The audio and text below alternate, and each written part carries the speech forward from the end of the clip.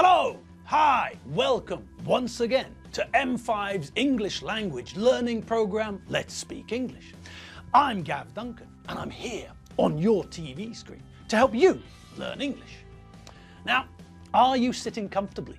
Yes? Good. And are you ready for today's lesson? Yes? Good. Okay, well, let's learn English together. And welcome, people. Welcome to the fourth day of the week. The standard working week, that is.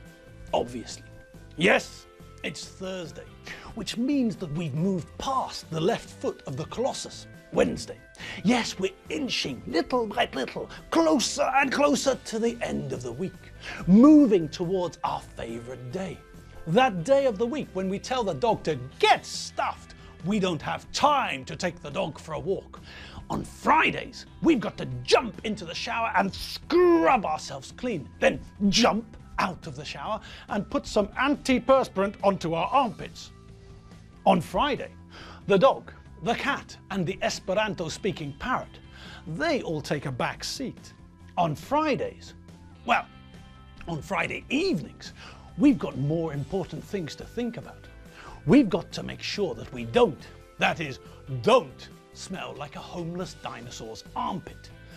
We know that if we do go out into company and mix with people, then nobody will want to speak to us if we smell like a homeless dinosaur's armpit. So, because we're social animals, we take steps to ensure that this doesn't happen.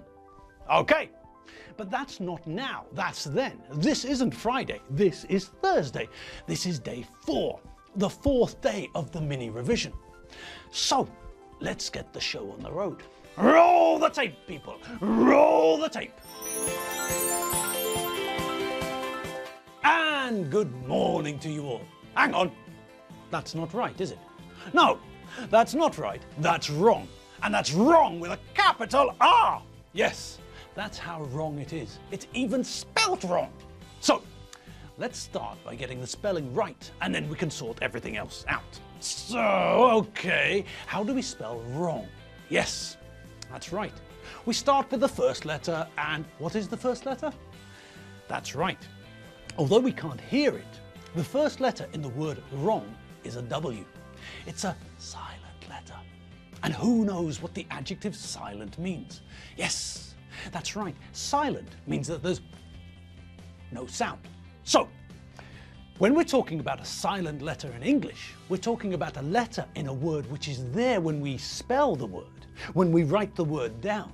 But when we say the word, when we pronounce the word, when we use the word in speech, then we don't make the sound of that letter. The letter is there. We need to make sure that it's there in the word when we write it or type it, but we don't pronounce it when we say the word. It remains silent. It's there, but it's not pronounced. It's a silent letter. So the word wrong begins with a W, but when we say it, when we pronounce the word wrong, we say the word as though the first letter was R, not W. Now, there are a few rules to help. If the letter W is the first letter of the word and is followed by the letter R, then we don't pronounce it, as we've just seen with the word wrong. We don't pronounce the first letter of the word. The W is silent. And in the same way, we don't pronounce the silent W in these words either. Rap, write, wrestle, wrist. Now, with the words we've just seen, it's actually very difficult. Well, I think it's very difficult to pronounce the word with the W as the first letter. Wap, right, so, see? It's almost impossible to pronounce those words that way. Thinking about silent letters, think about numbers. In English, there are lots of silent letters in numbers. 1, 2, 3, well, there you go, don't you? The second number in that set of 3. We don't say 2, do we? No, the W is silent. All right, now, moving on. It's time, once again, for us to catch up with the bench fields. remembers what they were doing the last time we saw them? Well, who doesn't remember? It's pretty difficult to forget, isn't it? The last time we saw them, the Benchfields were at the checkouts. They were standing by one of the tills. They were putting their shopping onto the conveyor belt, the moving belt, which is there to make our lives easier. We don't have to move up and down, trying to put all of the shopping onto the counter. We just stand at the end of the conveyor belt and load the shopping onto the conveyor belt. Then the cashier, the person who beep, beep, beep, scans the barcodes on the shopping so that the till can calculate what we want to buy and how much we have to pay for our shopping. The cashier turns the conveyor belt on and the conveyor belt starts to move. And when it moves, it brings the shopping to the cashier. That means that the cashier doesn't have to reach to get the shopping. The shopping comes to them. All they have to do is locate, find the barcode, the collection of lines and numbers, and then scan the barcode. Beep, beep, beep. The barcode is readable by a computer. The computer can read it. I can't, you can't, but there is information in the barcode, information which the computer can read. All the information that the computer needs. What is it? How many kilos does it weigh? How much is the price per kilo? How much does this cost? Is it on sale? Is it some sort of special offer? All of this information is inside the barcode. It's hidden inside those lines and things. Okay, so that's where the Benchfields were. They were at the final hurdle. They were in the final stretch. They could see the light at the end of the tunnel. They were almost finished. And then Alfredo wanted to ask Tim something, but, well, Tim wasn't there, was he? Tim had vanished. Tim had disappeared. 1 minute he was there, and the next, nobody could see him. It was just like one of those films where people get kidnapped by aliens. Great. Perfect. Ugh.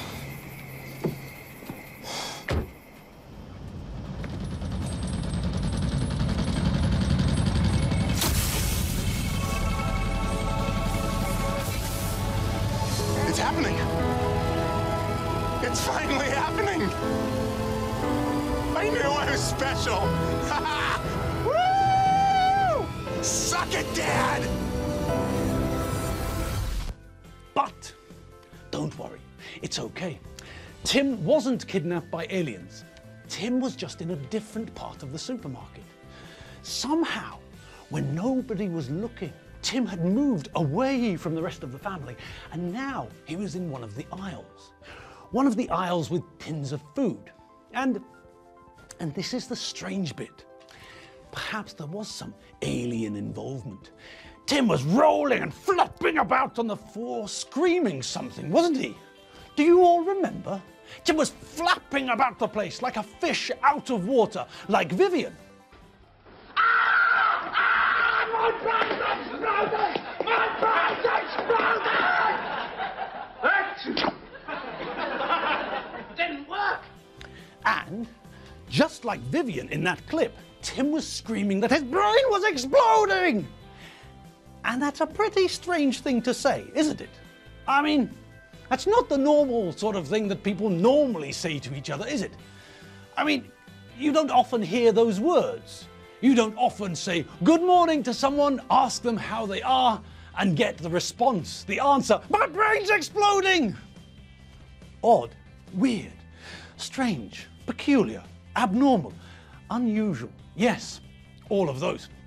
All right, well, it doesn't matter if Tim's behavior was strange or not. Let's see what's going on now and see if we can find out what's at the bottom of this mystery. Good God, Tim, what's the matter? Have you lost your mind, Tim? Well, he didn't have much to lose, did he? All right, pipe down, you two. Now, Tim, tell me, in your own words, how do you feel? I feel fine.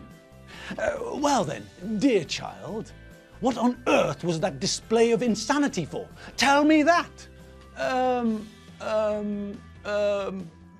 I don't know. What do you mean you don't know? If you don't know, then who does? You were the one who suddenly disappeared. You were the one who suddenly vanished from the checkouts. You were the one who suddenly reappeared in the middle of this aisle. You were the one we found thrashing about on the floor in the middle of all these tins of food. You were the one screaming that your brain was exploding. And now you're lying there telling me that you don't know what you were doing? Tim, if you don't know, then who does? I think I know, Dad. Lizzie, where have you been? I thought you were here with Tim and Doreen. Nope. While you lot were here, watching Tim's little show, his little theatrical performance, I went to find a manager. A manager? What sort of manager? Which manager? Why did you want to find a manager? What's going on? Tim, are you going to tell him, or would you like me to do it? Tim, what's your sister talking about? Well, he asked, and you know, he's a mate. Well, sort of. Well, he might be, but I'm not sure anymore. And then, and then I said, he made me say, you know, yes. Oh, for the love of God, Tim, you're not making any sense at all. God, give me strength. Lizzie, what is your brother wittering on about? Well, it's like this. That's all right, Lizzie. I'll take it from here. Hello, Alfredo. Hello, Dave. What are you doing here? Are you doing your shopping? No. No. I was just thinking. Dave doesn't go shopping in his uniform. Are you working? Yes. I got a call from the head of security. Which head of security? What, from Loretta?